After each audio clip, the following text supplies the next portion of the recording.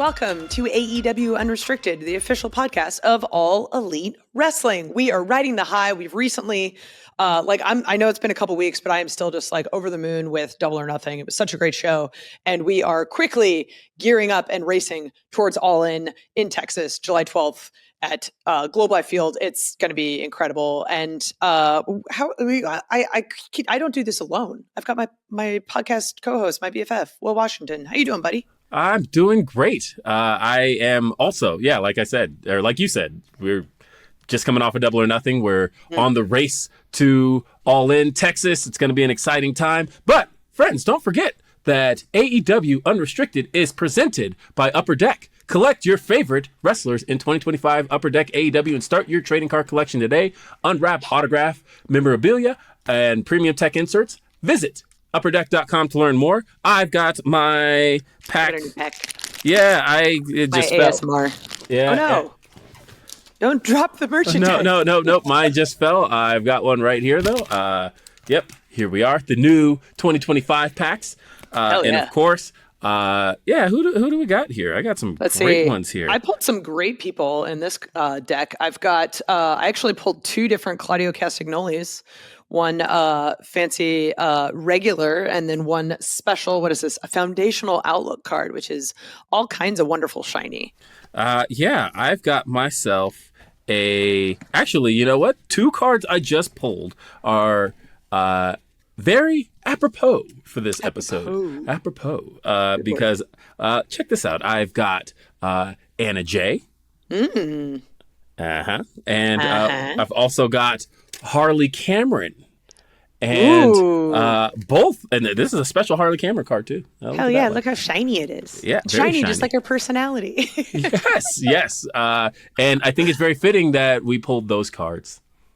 It is fitting. By the way, Will, who is our guest today? I hear we have a special guest. Well, Aubrey, we're actually joined by I'm not sure what title to present you with at this point.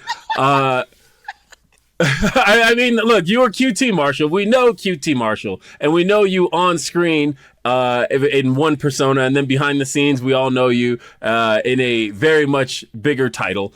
But how do you want to be presented to the AEW audience today? Just the guy that wears a bunch of hats. That's good enough for me. Yes. Yeah. I've always felt that having a title just sets you up for failure more than anything, so. Well, in this case, though, you've had a lot of success in professional wrestling in ways that people haven't seen. And I think that is kind of a testament to that mentality of just, wear the hats just as they come to you. That's right. Yeah, just don't say no to anything, really. It's kind of, as long as you just keep saying yes and figure out a way to get it done, good things happen. I really like that. I also like your stance on titles. I've always felt that titles are only important when you're looking for the next job. And if you're really enjoying the current job, it's then it actually doesn't matter. It's what do you do, and do you do it effectively? And are you a contributing member of this team? That's really all that matters. Yeah. I mean, when you're looking for more money, they definitely want to know what kind of title they're going to give you. But as long as it comes with more money, I don't care what the title is. That's the way I love the honesty. I love it. I love it. I want to start by talking about Full Gear 2024 because this was sort of my introduction to Big Boom AJ and Big Justice. And I know that you guys had a match on 0 Hour. You unfortunately lost. I'm sorry. But I know that there was some history between you guys, and I'm kind of curious how these conversations started. Yeah, so I've known AJ since 2005 on my first independent show that I ever did. I kind of took his place. He was retiring, and he kind of anointed me as the guy that was going to, wave the American flag as he was the American power child there at Justice. And we always stayed in touch. We used the same meal prep company, Eat Clean Bro. We always stayed in touch. And then when AEW started, he reached out to me about my success, and we just always had conversations once in a while. Sanjay actually is the one that, showed me one of their videos and was like, hey, you think we could get this guy to come to All Out? So we made that happen. And then, of course, me being me, I was like, there's got to be a way. I know if I were him, former wrestler, now I'm getting a little bit of buzz. one of the things I'd love to do is get back in the ring, especially in front of a large audience and so on and so forth. But it wasn't that easy. He really didn't want to do it. I was like, I was kind of shocked, but he didn't want to do it. And we had to kind of convince him a little bit. And then I think he reached out to one of his friends. I think it was Blue Meanie or Supernova, one of those ECW originals. And I think they kind of got in his ear and just let him know that if he was going to be in the ring with me, it would definitely be taken care of and we'd be able to do something really special. And so we were able to, figure out all the details and make it work. And, selling Tony on the idea was a little hard at first because he had no idea what was going on and who these guys were. But I think having the idea that he was a wrestler before that, I think really helped out a lot. Because you got to be really careful when you integrate celebrities, right? We all saw what happens on sometimes when the celebrity integrations don't work out as well. But this was really fun. And I think everything lined up the right way, and being in New Jersey, his hometown, my hometown. It couldn't have went any better. I mean, I think they put it out on its own, and I think it almost has 1 million views just the match itself. A lot of them are probably mine. I go back and watch it. It's definitely, it's one of the highlights of my career. I think it's, hell yeah. When you get out there and you have that many people being that invested into every single thing that you do, you really get to soak in that moment. And, so I hope for him, it was very special. I know it's led to more stuff with AEW for him and his son and his family. And, I remember just beforehand, just letting them know, like, you'll be okay. This is definitely going to be something good for everybody. And I think it was. So, and it definitely helped out in New Jersey at Full Gear as well. That place was jam packed. So that was one of the big things there, was that knowing how many wrestling fans weren't aware of his wrestling helped. I think there was a lot of people who didn't necessarily know what he was going to bring to the table. And that kind of led to a lot of, I want to say, skepticism around it. And so the moment the match got underway, you could kind of see how much the fans were getting invested in it. And, it's well known now that he had the foot injury going into it. And that was talk to me about, working around that and how, the fact that he was so committed to still getting it done. I mean, so committed to the point where, I'll pull back the curtain a little bit. I'm laying on the ground. I'm telling him, you don't have to go to the top rope. And he's like, I got to do it. And I was like, okay, man. Yes. I think earlier he was in the ring. I was obviously doing some of my backstage duties, getting ready for the pay-per-view and so on and so forth. And I guess he must have done something. He wasn't wearing the right foot shoes or something like that. I don't know. He's always walking around in those cane shoes or whatever they're called. They look like Crocs.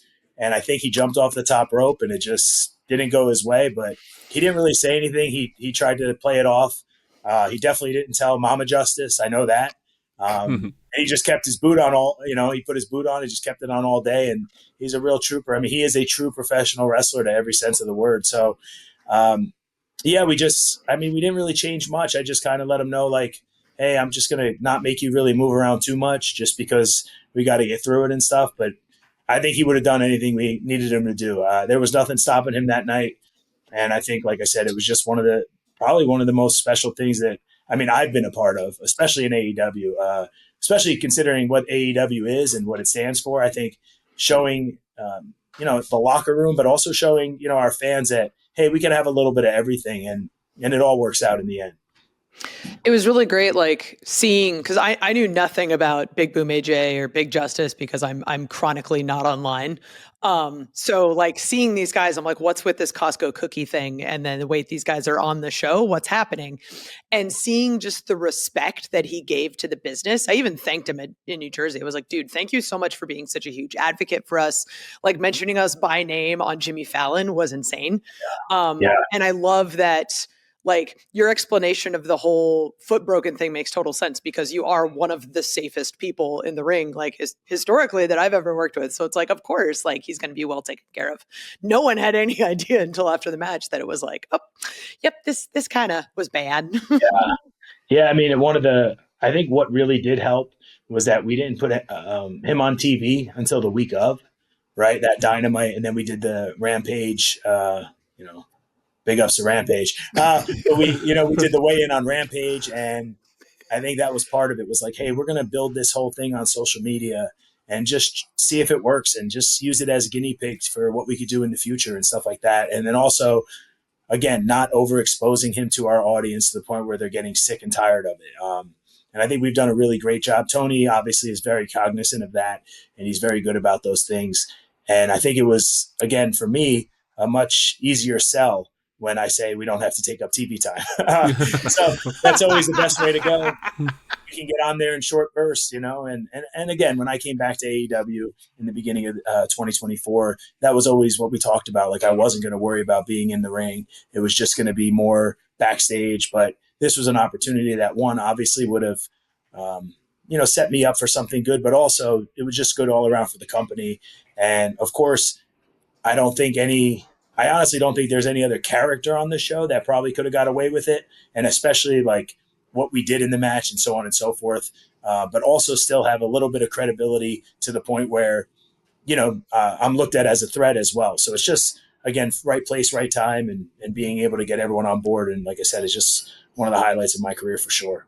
I love Hell it. yeah. And having my kids be able to explain it to me exactly what was all going on. And of course, the first thing they asked me was, are we going to see the Rizzler? And then we got to deliver that. And that also, that felt like such a big deal. Well, my whole family's in New Jersey for the most part, and they all came to the show, and that's all they said. Can we meet Big Boom and the Rizzler? And I'm thinking, like, what about me? They didn't care to see me at all. They just wanted to, literally, I mean, there was a point where my aunt I wanted to kick her out because she was just so adamant about seeing Big Justice and the Rizzler. And I'm just like, yeah, whatever, we'll figure it out, And then they were able to do it, and he was obviously great, and they're huge people. So I don't think they ever say no to anybody. So it just worked out, like I said, for the best for everybody. It's okay. My mom prefers to see Takesha at shows over me, so yeah, I understand. Well, one of the things you just kind of casually mentioned was the fact that you had taken some time, left AEW back at the end of 2023, and then returned at the beginning of 2024. What was that time off like for you, and how did that kind of help you, kind of figure out what was next for you in AEW? Yeah, I think, you just get burnt out, and it's just one of those things. And then on top of that, I'm not just an office employee, right? Like, obviously I'm a wrestler first, and I just happened to fall into an office role that led me to a lot of success. But you're always going to be a wrestler until the doctor tells you can never do it again. And you see that with a lot of guys that continue up until their 50s and 60s, right? I'm not even 40 yet. So, it was just one of those things. I was just burnt out, and I didn't like where I was going, the direction I was going, and how I was feeling, and just a lot of stuff. And, obviously I probably could have just taken a break. Now that I know that, that's probably what I will end up doing, but I'm not one of those people. I just kind of keep everything all bottled up inside, and then it explodes. It exploded. I just had a talk, and it was like, hey, this is probably best for me. And it was. I mean, by the time I left, my blood pressure was pretty high. I was pretty stressed. And then the month later, I was like in perfect health. I mean, I was down like 20 pounds, It was definitely the best thing I needed. And again, it was just one of those things that, like, I'm one of those people that you just have to rip the Band-Aid off. I can't just sit around and say, I'm going to do this. I'm going to do this. It's like, no. And for better or worse, fortunately, it was for the better. I mean, I looked elsewhere and stuff like that, and there were opportunities, but, I didn't even give it a real chance. I think my contract was up January 1st, and I believe I was with Tony eating dinner on like the 6th. You know what I mean? So it was, I mean, it wasn't one of those things where it was like, hey, I'm going to leave because I'm going elsewhere. It was like, yeah, of course I'm going to go look elsewhere and see what else is out there, because I feel like you just have to do that anyway. But it was more or less like, hey, we just got to figure out what's best for both of us and what's best for the company.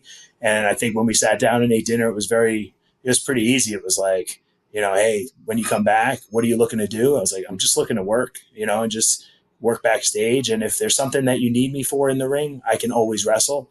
But I do understand, especially with, the amount of talent that's coming in, and on high level talent at the time, right? With Mercedes and Okada and Ospreay, it was one of those things of like, hey, it's probably just best show up with a backpack, help me out backstage, and then we'll see what else happens. So it was a no-brainer for me. And then especially the fact that I didn't have to start working right away, just because there was so much when somebody leaves, there's always all these rumors and of why they left and what happened. And, oh, maybe it was better that they left because like Jimmy Jacobs, poor guy, he left and it was like people just started saying, oh, he doesn't know who Okada is. And it's like, what? He didn't even do anything creative wise. You know what I mean? It's just, but again, those are the fans and that's what they're going to think. Right. So, and again, we don't have to defend ourselves. So I think a lot of it of me coming back and kind of just slowly easing my way back in and then just seeing what happened. And I think we're at a good place right now that I think the shows are doing really well. I think we have a really good system between myself and Sanjay and Tony. I think it's just something that's going really well. And like I said, it's probably for the best, and then I don't have to focus on wrestling. I can, if he needs me to do something, of course, I'm always there.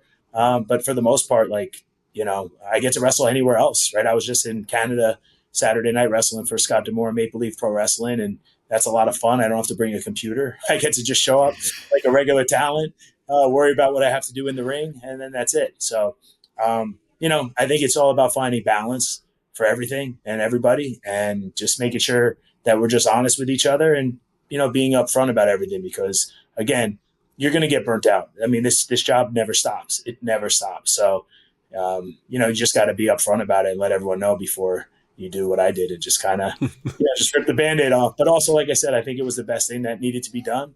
And I think a lot of opportunities and conversations came out of it that were probably best for everybody. So I couldn't be any happier. I mean, of course, it's still stressful dealing with all the people that we deal with and talent and, everyone wants to be world champion and just, unfortunately, there's only one, right? So it's very difficult, but being a talent first, I can kind of understand where everybody's coming from. And as long as, there's those conversations and as long as people know that, we care about them and, we value them as talent, right? Because they are literally the backbone of how we get paid, right? If it's not for the talent, none of us have jobs. I don't care what anybody says. Like it's them putting their lives on the line for us. So I always think about that. The first time I hear anything is like, hey, backstage employee X, understand that without them, we don't have a gig. So, and I think being able to be that bridge between, them and Tony or them and anyone else creatively, I think it just helps out because I can see both sides, but also, we have to do what's best for the company. And I think being one of the most honest people in the company, I think goes a long way as well. Because you gain the trust of everybody and then they're willing to be honest with you and they're willing to be more upfront. So I think we have, like I said, we have a really good system. We're doing really well right now. And, fingers crossed, it just keeps on going. Hell yeah. Oh my God. This is such a great conversation and there's so much more to talk about, but we got to take a quick break here on AEW Unrestricted. Stay tuned with our interview with QT Marshall. AEW Unrestricted. It's Aubrey and Will with QT Marshall. QT, we were just talking about your return to AEW. And, one of the first things I think everybody noticed upon your return to AEW is this guy is shredded. This guy is in incredible shape right now. And that was because you entered a bodybuilding competition last year. This is true. Yeah. I mean, what happened was I was getting in really good shape because I was working a lot of wrestling independent shows and stuff like that. I wasn't traveling, which helps so much. I was only traveling on the weekend. And that's kind of when you could kind of be a little more lenient with the diet. And then out of nowhere, I said I was going to do this bodybuilding show. And I was half kidding, but I did sign up for it. That was in February. And then Billy Gunn, who was my training partner at the time, I was going to ask, is this Billy's fault? Yeah, he held me to it. And it was like, I had some other stuff going on in my personal life that I was like, oh, I don't think I could do it right now. And yada, yada, yada. And he was like, no excuses. I was like, okay. And, when someone like that tells you there's no excuse and you have to do it, you kind of got to do it. So, but I'll never do it again, I don't believe. But it was just one of those things I wanted to do to just kind of, just give it a shot. And fortunately, I was in the, novice competition where it was just people that have never been on stage before, and I was able to win. So that was kind of cool too. But yeah, it was just, like I said, it was just one of those things I kind of threw out there and signed up for. And like, Billy kind of held me to it, but obviously I had a lot of support. My wife helped me out a lot and Billy with the training and just, I had a coach as well. So it was just a lot of people all, helped me out. And like I said, it was just pretty cool to be out there and, and especially get the medal, Hey, and I mean, if you've got the medal, you might as well retire because now you're undefeated. Yeah, right? that's it. Retire on top. You know what I mean? There you Also, go. they ended up making me like do another one as well in that night. And those guys killed me. They killed me. I We had can no edit this business part out. being on That's fine. stage. That's Yeah, fine. no business being out there with those guys. I mean, I was just joking with. I was like, man, this is terrible. You know what it was more than anything? I gave me a whole new respect for what they go through. Um, I was again just doing it for fun, but it almost made me feel like when I would go do an independent show and there was a guy in the locker room that really didn't want to be there, but he was kind of just there taking up a spot. That's kind of how I felt that I was, but at the same time, I did pay to be there, so I think that helps out a lot. I tried to spend as much money as I could with the company and buy the best package when it came to the photos and videos, because they all had explained how all that stuff helps them, be able to put on those shows and stuff like that. So I think next year I'll just be a sponsor. Maybe I'll just sponsor them. I don't think I'll go through all the pain and torture of dieting like that. Then you could just ride that high and it's great. So, you don't have to actually put your body through all the miserableness of preparing for a bodybuilding competition. Yeah, I mean, I wrestled on a match in Canada that week against one of my students up in Calgary that we never aired it. It was just kind of for him and his family and stuff. And every single bump hurt. I mean, I was depleted. I mean, I looked great in photos, but man, getting around and like getting bumped around and stuff was, what, now I'm at more of a healthier weight. I'm a little too healthy, but now I got to focus a little bit more on getting a little leaner. But well, you're back on the road again, so there's the excuse. Man. Yeah, it is. It's an excuse, and it's something that I will definitely use as an excuse. But I put 3 pictures together of like 2023, 2024 not working at AEW, and 2025 working at AEW, and oh no, the stress is real. But catering does have grilled chicken, asparagus and plain rice, but they also have cookies. Oh, yeah. The cookies and the little cereal marshmallow bars that are vegan. Yeah. Peanut butter brownies, candy. Yeah. Oh my God, it's difficult. Anybody who's able to like maintain a good diet through a show day, like more power to them, because there are so many tempting things that just get you off track. Oh my God. So your success at AEW is like uncomparable to anybody else's, just because I know you came in as, an office worker, but sort of more like an assistant role. And now you're one of the most important people at the companies. So, well, that's how I view it. And most of my interactions with you are what Will tells me. So he's doing a great job promoting what it is you do. Yeah. I really don't know what I do, except, like I said, I just try to do everything. I mean, we actually had a call where they asked us like to write down what we do. I was like, I can't explain it. I could just follow me for a day, I guess, and just kind of see. But you're a facilitator. It was just, I mean, luckily fortunately before, I found success in AEW, I worked in restaurants and stuff like that. And we had to open restaurants, and just knowing how something new, there's a lot of people that don't know what to do. They don't know who to go to. There aren't all these, things in place. I kind of knew right out the gate, like this was just a foot in the door, right? We talk about being an assistant, and, I obviously was brought in by Cody, but I was also brought in by Cody to be the assistant to all the EVPs. So once I realized I was going to do that for them, it was like, well, I'm just going to do that for everybody, right? And then Jericho and I was just the guy to fall back on, and like, hey, you're the guy I'm going to call because I don't really know who else to go to, right? And then when the pandemic hit, Tony was like, hey, let's start working on these shows and da-da-da-da. And I think the biggest thing that helped me, honestly, was that we were able to shoot Dynamite out of my school at the time, because obviously that helped the company. And I think there was a trust that was formed with myself and Tony that, again, I'm a long game kind of guy where, I always joke about, well, I work so hard so that way when I do ask for something, you can't really say no to a guy like me. And I try to keep what I ask for very, very, very few and far between, because they're going to be big things. They're going to be life-changing things. I'm not going to ask for simple things. It's going to be like, hey, I want to main event the 0 hour of a pay-per-view in front of 10,000 people, right? And it's like, oh, and you can't say no, right? Because look at all the other things I've done. So unfortunately, I've never had to use that, but that's always been my mentality. And it seems to be working. But yeah, I think just overall, just seeing everyone and I'm not saying that other people don't work as well, but it's like a lot of people in the world will do what they're asked to do. And that's kind of the way a lot of people look at life. And it's when it comes to their jobs, like, this is my job. I check in, I clock in, then I clock out. I try to do that. I'm not good at it at all. I think it's just 24/7. This is just who I am. This is what I do. But hopefully I'll be able to relax at some point. But yeah, it's just, I think when you really look back on it, to start, not just in position wise, but compensation wise, compared to where I went to where I am now, is like, when the new book is written about AEW, and we put my story in there, my little story, I think people will just be amazed to see that, yeah, just a little bit of hard work. And like I said, the biggest thing, not doing what I'm doing today. I've tried to be really careful about, interviews and stuff like that, where I tout what I do. Again, it's because it's not about me, but at the end of the day, of course, someone has to do the things. But I think it's just so much easier if you kind of just lay low and work hard, and then no one's really gunning for you, because there are a lot of people that'll gun for everybody. It just is what it is.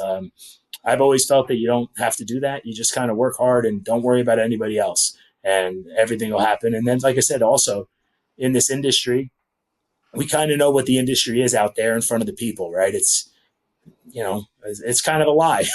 A lot of the stuff that we do is a big lie out there. So I've always just been the one that's been taught, just be honest backstage, right? No matter what it is, even if it's you asking for something that you know that you're probably not going to get, but you feel very strongly about it, just ask for it. The worst that's going to happen is somebody's going to say no. And, that's kind of how I've tried to live. And it seems to be working out somewhat, minus, a couple months here and there. Some stressful days, but yeah, pretty good for me. No, I honestly, I know you don't want to necessarily give yourself a whole lot of credit, but I will say you're the featured guest on this podcast. This is the time to give you the credit. And I will say that genuinely, there's nobody who's given me more guidance in AEW, especially with any missteps that I could have possibly made. There's nobody who's given me more guidance than you. So, genuinely, I really appreciate just having you in AEW. No. Yeah, I mean, he's also not blowing smoke up your ass, because he's told me that not on camera, by the way. So I have.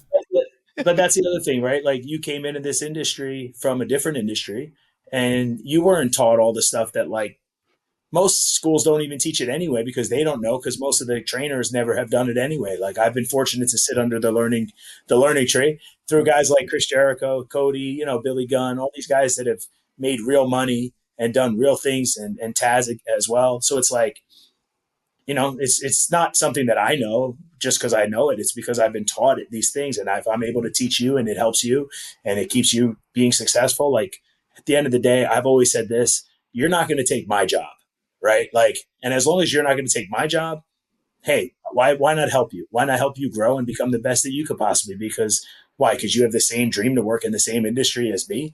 That's, you know what I mean? Like, that's a great thing. That's not a bad thing. That's a good thing. DDP style, There we go. Hey, well, speaking of which, one of the things I wanted to ask you, we've talked a lot about your work behind the scenes, but you're still continuing to wrestle. And, obviously that still remains important to you. How important to you is it that you continue to wrestle at this stage? Oh, I need it. Right. Like, it's just something, we have our own show down here that I run with a lot of the students that have gone through camps and stuff like that. We run every weekend, and I'm always wrestling. I just feel like if it wasn't wrestling, it would probably be softball, something like that. I just need something to kind of, keep that going. And now I don't have the school anymore. So it's like, I can coach now at the shows. Now these kids can get in front of, like, the real fans, and I can help them out that way. But also, yeah, just for me, it's not an ego thing. Like, I just genuinely want to be out there and do stuff. If I wasn't so busy at work, I'd probably be doing a non-televised match at the end of the night to try to send the people home happier. If maybe we end the show on a down note or something like that. But yeah, it's just something I really love to do, and I'm fortunate enough to be able to do it.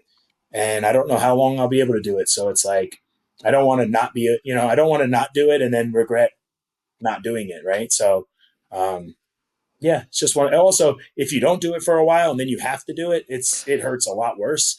So it's one of those things like not doing legs. And then all of a sudden you do legs and you're like, oh, why? I'm never doing that again. Right? You just got to keep it going. And, it also keeps your mind sharp.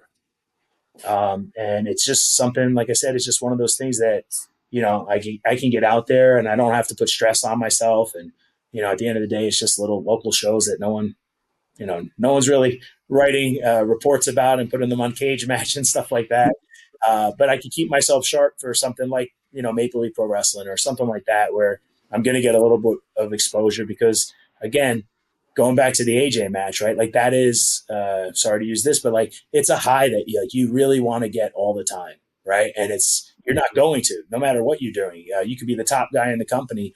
There's going to be some downtime. So it's just trying to get that fix of whatever gets you going. And for me, it's pro wrestling. It's always been since I was 8 years old. Hell yeah. Oh my God. Okay. Another quick break and then we're back talking more with QT Marshall here on AEW Unrestricted. AEW Unrestricted. We've got Aubrey and Will, and we're talking to QT Marshall here at AEW Unrestricted. And I'm so excited. This conversation has been just like so many like different forms of inspirational. And I feel like I'm going to like cut up little clips of it and send it to my friends outside of the industry because much of it applies to literally everything. Just literally put your head down, work hard, like be loyal, and things will happen if you've done good work. And that's like the QT Marshall story for lack of a better name, right? Like, yeah. Oh my God. And to see like you've given back to other people and given opportunities to other people at AEW has been really, really awesome to see as well. And I know one of the people that's now like on a friggin' rocket ship is Harley Cameron, who I think Will pulled a card from our amazing sponsor. I did. There's the 2025 Upper Deck. Ooh. Oh, look at that. Right up front. Hey, yeah. Look at that. Who and only Harley Cameron is watching on the video version.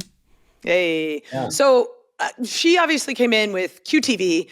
How did that whole thing happen? How did you come up with the idea, pitching it, picking the other wrestlers for the faction? Tell us a little backstory. Man, I wish I could take credit for it. One night at about 3 a.m, we were working on a show and Tony had this idea. He said, have you ever seen the movie Pop Star? I said, no, because I hadn't. And he kind of mentioned this like TMZ spoof and, he just had an idea. And the whole entire thing was going to be propaganda for Powerhouse Hobbs. That was the whole idea, right? Mm-hmm. We were just going to crap on everyone else. And then eventually you would find out that it was all about Hobbs. That didn't happen just because, situations arose and we were able to make it go a lot faster, like a lot of stuff here. But one of the things that was important was, hey, maybe we could have a female in the group. We had the factory, it was all males and stuff. Is there a female that we could put in there? And then I had seen her on Instagram, and I knew that she could sing and she could do a lot of stuff. I never realized all the stuff that she could do, right? I didn't realize how talented she was. But within one conversation with her on the phone, I could just see she was hungry for any type of opportunity. So, again, there was a lot of hate on the QTV stuff. But if you notice, a lot of the stuff was her getting her stuff in, Solo getting his stuff in, right, with the Banaka. And just, I knew it wasn't about me, right? And I'm okay with that as long as there's something that I get out of it, right? And to me, it was like, hey, this is what the deal is. Okay, this is my job, and I'm going to do it to the best of my ability. And then she's just been, probably like the best example of somebody, again, just come in, work hard, keep your mouth shut, listen, never say no, right? Even when they started giving her like singles opportunities, it was, I remember she came to me and like, hey, what do you think? And I'm like, just get on TV. Just get on TV. The more you're on TV, the more you're going to get over with the audience, especially because you're entertaining. You bring a lot to the table. Like that's different as well. Just be on TV as much as you possibly can. And to get to see her wrestle Mercedes in her, in her hometown in Australia, it's crazy because she was, she wasn't even going to wrestle. It was just she was going to be this secretary, and so it was a journalist, right? It's pretty cool to see. She's another example of like exactly what you said, right? Just work hard and just have fun. And again, don't be a pain to deal with. That's the other thing too. Just like, unfortunately, this job is something that is subjective. And it's like, if you're going to be a jerk about stuff, like, well, just use somebody else. It is what it is. We can make anything work. That's the beauty of it. And unfortunately, a lot of people don't understand that. And I think it backfires on them. Whereas with Harley, it was a complete opposite. So I'm so happy to see like everything that she's been doing, and the idea that she's positioned herself as one of our, featured acts, right? Like, I think she's the spokesperson for iDrink now, which is another sponsor that we have. And just, of course, I love the fact that she could sing and do the ventriloquism. It's like, that's just cool to me, Anything. She also speaks Chinese. Like, she's wild. Yeah. And like I said, more than anything, she's a great person and a cool person that you can kind of you want to kind of be around her, it's not one of those. So yeah, like I said, I mean, I'm just very happy for her success. But yeah, I think I'm at the point in my career where, again, my job is kind of solidified. So help out as many people as you can. What's the worst that's going to happen? I know obviously Tony's going to spend a lot of money, but other than that, I mean, like, again, if you see somebody that you feel that could help, or they just need a break, why not give them that break? It's not as fulfilling as getting out there yourself, but it's pretty good to watch somebody that you've kind of put your, put some stock anew of your own and seeing them succeed. Yeah, it's honestly, it's genuinely great that she's able to use AEW as a platform, not just for showcasing like everything that we knew she could do, but everything we didn't know she could do. And like the way that, of course, like everybody finding out, wait, you're a ventriloquist, we have to get that on screen. Or like, oh my God, like you sing as well as you do, that has to be on screen. And literally just the way she's been able to bring it all together to become this all around, just this full on performer that got over organically. It's like everything that she does and the way that it's all integrated into her character, all of it happened because the fans wanted to see more of it. And that, I think, is the best thing you can ask for in professional wrestling. Yeah, I will say this. I feel like she should probably teach everybody how to be a ventriloquist, because in professional wrestling, that can help out a lot. When you're in the ring and you're trying to communicate, Aubrey, right? Like, you got to communicate something to one of the talents. And the amount of times I've learned how to speak through my teeth. yeah, I was going to say, being able to do it without, 5 seconds left. Yeah, it's great. It just always looks like we're smiling all the time, But yeah, like I said, I told her she should be teaching everyone how to do that stuff, but only when they're in the ring, not with the puppets. That's her deal. Yeah, absolutely. It's like Ricochet and being bald, right? Like, that is, yeah. He's really the only one that can pull it off. Forget all of the other people at the company that are bald. It's really just he's the only one. I do want to talk, and conveniently you wore an all-in shirt to this podcast. Yeah, let's segue. So we're doing All In this year in Texas. We've done it at Wembley Stadium the last 2 years. How crazy has it been to see the growth at AEW from, the little t-shirt store that it used to be, or like, I guess people refer to it. T-shirt company, is that what they say? There you go. I think it's just incredible, right? I mean, this idea of how it all started and then what it's become. And, I think trying to always just keep that in the back of our mind of who we are, right? We are, no matter what anyone thinks or what anyone says, at the end of the day, we are and probably will always be the challenger brand. And I think that's why a lot of people want to support us. And there are times when, of course, we're going to get our fair share of negativity from the outsiders and stuff like that. But we just got to not worry about that and just focus on what keeps us us. And I think that's what helps us continue to grow. I think Texas is going to be amazing. I think it's going to be, when you think like, hey, we're going to hold a stadium show, I don't really think Texas is the place that you kind of think right out the gate, just because it's never really been, for us at least, right?